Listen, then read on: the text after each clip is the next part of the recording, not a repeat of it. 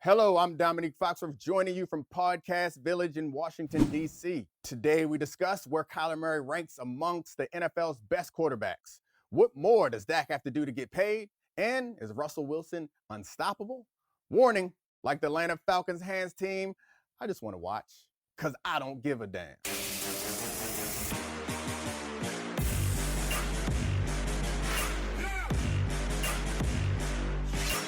I'm Domonique Foxworth, and today I am lucky to be joined by the best in the business, my man, Super Bowl champion Ryan Clark. What it do, RC? What up, my guy? My guy got his own show. Like the boy Stop had it. his own money and coming to America, dog. The last time I saw you was on Monday. You were on Get Up, and I was so hurt. My heart was broken because you made a masterful Soulja Boy reference talking about Driscoll, using that Drake Driscoll, and then Driscoll? them three kind white gentlemen on the set just let that beautiful joke, just let it, they just looked at you like, Hey, that's what was funny though. They tried to give me a laugh because they knew it meant something.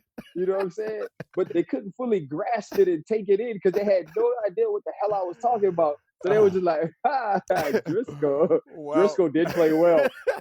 So let's go to the control room. Hey, Big Trav, what's the first topic we got today? Where does Kyler Murray rank among the league's best signal callers? Man, that boy is good right now. RC, what do you think? I mean, it's tough, right? Because you can't put him in front of I don't think you put him in front of Aaron if we're just talking about these two games. And so, like, that's the hard part. Like, he might be creeping up top 6 or 7, and that's crazy coming from, being picked last year. One of the things that I saw about in Kyler's numbers that I was impressed by was his play action numbers are really bad. And when you have bad play action numbers and still be balling, because most quarterbacks, they bolster their QBR and all their wins, their big plays come from tricking the defense. A lot of the best quarterbacks. Yeah. But one thing about Kyler's is also true of Patrick Mahomes. Those guys' play action numbers are not that great, but they still put out big numbers, and I like to see it. I think Kyler's a guy that's going to be one of those. He's going to be in contention for MVP, not this year, because I know everyone was expecting him maybe to be in MVP contention because of how Mahomes and Lamar both got MVPs in their second year. That ain't happening, but he's on his way. Now it's time for Hot Topics, where we break down the stories around sports that are off the field. All right, Big Trav, what we got popping this week? Hot topic here. Denny Hamlin, Bubba Wallace, and Michael Jordan teamed up to form a NASCAR team. Will this help change the culture of NASCAR? Hell no. End of analysis. What you got, RC? Hey, you beat me to it and you took the words out of my mouth. They ain't changing. That's gonna be what it's gonna be. It is what it is. And I think the other crazy part is it's the right guys, right? You got Bubba Wallace, you got MJ, and nobody's gonna give a damn. Yeah. Nobody's going to care. Best case scenario is it has like a Tiger Woods effect on me. Like, I didn't start watching a lot more golf, but when I did watch it, I rooted for Tiger Woods. So it's going to be the same way here. It's like, I'm not going to watch NASCAR, but when I turn on ESPN and I see them highlighting, I'm going to be like, I hope Bubba and Mike won, I guess. That's what it is. Hey, that's the most Issa Rae, I'm rooting for everybody that's black answer ever, man. I mean, am I wrong? I even remember when I was a kid, 10 years old, I turned on Olympics and I watched people competing, and I wasn't looking at the color of them shirts. I was looking at the skin. I was like, I want that dude to win. It's Jamaica? Okay. Run, Jamaican. Right. You get there. Let's go to control room. Big Trav, what's the next topic? Does Dak Prescott need more late game heroics to solidify a long-term deal with the Cowboys? My man Dak. I don't got nothing to say on this. I just want to hear what RC has to say about my man Dak Prescott. Dak Prescott should have got his deal, and that's how I feel. I was with Dom on that all year. I thought he had done what they needed to do to continue to keep the stepping. And this is on Jerry Jones. This deal could have got done. He deserved to get it done. And so it's not even to me about the late game heroics, because I've seen Dak do this. So now it's like, okay, Jerry, how much I'm gonna make you pay? Yeah. It's not whether or not I'm going to get this deal. If I keep doing this number got to climb up, because I was supposed to get Deshaun's deal, and I didn't. So now I need to get the next one. Yeah, they definitely made a mistake on this. And I understand that he is not going to be a league MVP anytime soon. I understand that he's not Mahomes. He's not Jackson. That's fine, but you don't got to be that. You know who else is getting paid? Who hasn't been that? Wentz, Golf, lots of people who ain't them who are getting paid. So it just rubs me the wrong way, especially when you put on top of it that he was a 4th-round pick. It's not like he was a 1st-round pick. He got paid. He gave you 1st-round production for 4th-round money for 4 years, and you still don't want to give him his check? And then people on TV talk about, well, I don't know if you can win with him. Then who you gonna win with? Driscoll? All right. I'm sorry. I got a little hyped up right there for a second. What's next, Trav? Can anyone slow down Russell Wilson and the Seahawks? He is probably the front runner for MVP right now, and their offense is opened up, throwing the ball a lot more. The Patriots defense that's normally so good, it seemed like they couldn't do anything with him.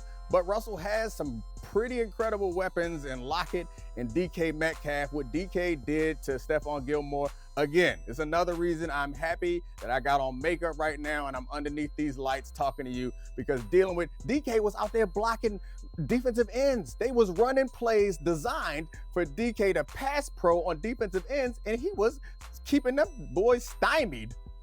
Hey, dog, because first off, he built like a defensive end, man. This is Julius Peppers with a darker paint job and different hair, because this dude is swole up, man. He's fast, he's strong. But when you look at Russ, and you know, since it's your show and it's me and you, Russ's evolution as a quarterback has also been very much Russ's evolution as a black quarterback. I remember when in 2017 being on the road and Russell Wilson being an all lives matter guy. Right? I remember that. And then there was, you know, it was Sierra and his family and now their children. And now he hosts the ESPYs in the Black Lives Matter shirt, you know, and that was an evolution for Russ. And we've seen that same evolution as a player. Remember, at first it was, hey, it's about the Legion of Boom. We're going to run the football, Russ, hand it off, make the plays you need. Now it's like, hey, man, what they say, let Russ cook. Like that's become the headline. Where we are, where it stands for black quarterbacks is incredible. And I do think that I'm happy about that, but it also makes me wonder, what have we been missing out on for so many years? Because so many people were so rigid. Like, how many quarterbacks, how many highlights, and where would we be in football if people could get their minds around building a team around a player, to take a word from Russell Wilson, who is unlimited? Why are we focusing on guys for so long who are limited to being pocket passers, where there was a bunch of people who had the ability to be unlimited, who could be pocket passers, could be runners, could be everything. So I'm happy that we are where we are now, and I'm looking toward the future. And it's going to be interesting because one of the things the NFL has always done is marketed around their white quarterbacks. What y'all gonna do? Like, the best quarterback in the league last year is very, very, very black culturally, and his complexion and his hair and everything about Lamar Jackson is black. So it's going to be interesting how the NFL finds a way to still position themselves as a league that makes people comfortable in this country, because it's not going to be as easy as maybe we all think. Ain't that dope though? Like, is it that what it was supposed to be? Like, people talk about the football as this melting pot and as this place, it's all about winning, but that ain't really true. That has not been what it's been our entire lives. It has still been profiling of a sort to say this type of athlete plays this position, and normally that type of athlete looks a certain way. Before we let you go, every week we challenge our guests to put their Twitter avatar on the line in a game we call Bet Your Abby. So Ryan, the loser of this bet has to change their Twitter profile pic for 24 hours. Big Trav, what's the bet this week? Who's winning Monday night, the Chiefs or the Ravens? All right, you're the guest, RC, so I'll let you pick. I just think when you look at a regular season game, the way that Coach Harbaugh prepares this defense, the way this offense controls the ball, it's built to win a regular season football game, and a ton of them. And they have since Lamar Jackson has become the starting quarterback. And I think the same thing happens this week. Yeah, it'll be a great matchup. The times that they've played in recent history have been outrageous games, and Lamar and Patrick have done some highlight-worthy things. I'm happy to have it on Monday night. I'm looking forward to it. I do think you're right, but it's important to point out that I think Patrick got better in his third year. Even though he wasn't the MVP, he was playing better football. And it seems like the same is true for Lamar right now. Yeah. Lamar looks like he is playing better football, despite the fact that he probably won't win the MVP this year. Go ahead. So I'm excited to see if Pat bounces back too.